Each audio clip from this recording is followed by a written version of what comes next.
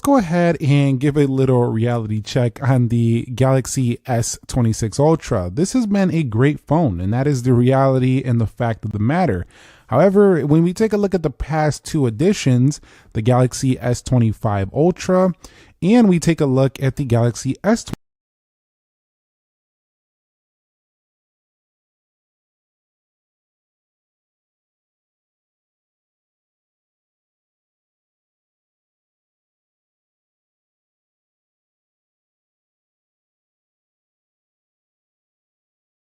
because the Galaxy S26 Ultra wasn't really that much of an improvement versus last year's S25 Ultra. So I'd like to see a bigger silicon carbon battery, and it might be worth waiting if that is something that you care about quite a bit. I just don't see them. Just many beautiful, creative, and innovative things is the exact same world that tries to squeeze every last bit of productivity out of your day, from work to the gym to even deciding what you're going to eat for dinner. And that's the key component that I've noticed with the Galaxy S26 Ultra. And they were just lighter than the last generation, but we're still talking 214 grams and almost 8 millimeters thick, so it's a proper full-on slab still. And to be honest, I'm surprised this thing's not completely knackered, because I've already lost count of the number of times I've dropped this thing onto a hard. See a 16 megapixel on the front here, and maybe a different aspect ratio, maybe give us a little bit wider of a shot here. I do expect that on the camera as well. So if you want to talk about waiting or getting this now, I would say perfect. There were some things that didn't work for me, and there were some moments where I thought to myself, maybe this phone just isn't for me. And let's keep it a buck. There were a lot of AI features that didn't work, a lot of AI features that I didn't use, and even some features that I liked but made the phone worse in some aspects. Lots of Samsung duplicating stuff that Android already does. So you've got a couple of calendars, couple of wallets, couple app stores, yada yada yada, and of course Samsung, as ever, is balls deep in that AI, and most of it is just fluff. Occasionally some. So at this price, Google doesn't get the "it's cheaper" excuse anymore. I want to start with the design. This still very much looks like a Pixel. The overall dimensions are basically unchanged from last year. Google removed the temperature sensor, which quite frankly I never used anyway, so I'm not exactly housing, albeit a small one. You also get a slightly larger 6.3-inch OLED display in the front, achieved by a super thin bezel. You get Gorilla Glass Victus 2 on both the front and back glass, and you still get a strong IP68 dust and water resistance rating. So it's not a complete clone from last year. It is 6.9 inches on the Galaxy S26 Ultra.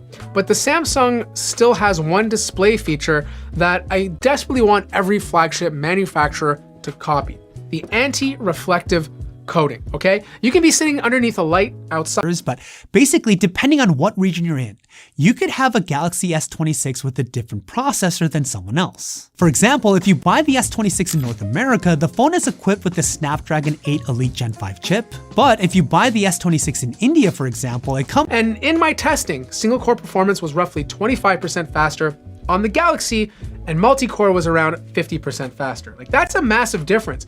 And if you're spending $1,300 on a flagship phone, I think it's completely fair to criticize Google for that. But Galaxy S26 Ultra, an absolute media superstar, courtesy of that 6.9-inch dynamic AMOLED display. You do have a slightly enlarged selfie camera for this generation versus the old S25 Ultra, but it's only grown a tiny amount, nowhere near a whopping great. And it also does have that change in the subpixel arrangement that does cause this phone to give you a little bit more of a fuzzier text on angles. That's how they allow it to get this privacy display feature set on board. You kind of adjust to it over time. The best player on the court, and that pretty much summarizes this display. It's still elite, but just not as far ahead of everybody else that it used to be. Now, my second problem is that apps would occasionally freeze on me. Now, this has happened to me at least once every 2 weeks. Design. And considering that even the S26 Ultra returned to using the same look and build materials as the regular S26, you're not really gaining much by going with the way more expensive option when talking physical design. At the end of the day, I know it can be frustrating when designs are recycled year after year, but continuously been added to the overall premium feel of the Ultra phones since forever has been a display. Now, I already know about the 10-bit bit issue, and I've already discussed issues with the privacy screen, so I don't really care to revisit it, but I do want to let you guys heavily, but the Pixel just feels cleaner out of the box with far less duplication. Samsung's advantage is that if there's something obscure feature you want, it's probably buried somewhere inside One UI. And look, Dex is a perfect example. Most people will never use it. Some may have never heard of it.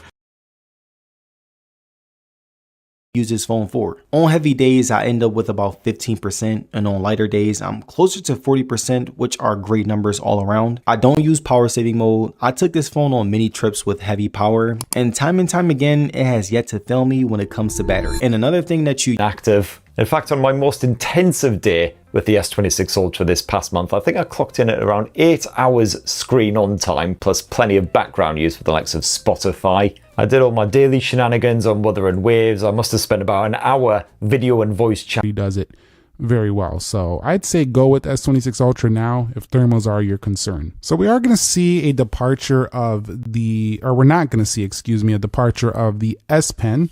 So we'll have the S Pen on board on the next version.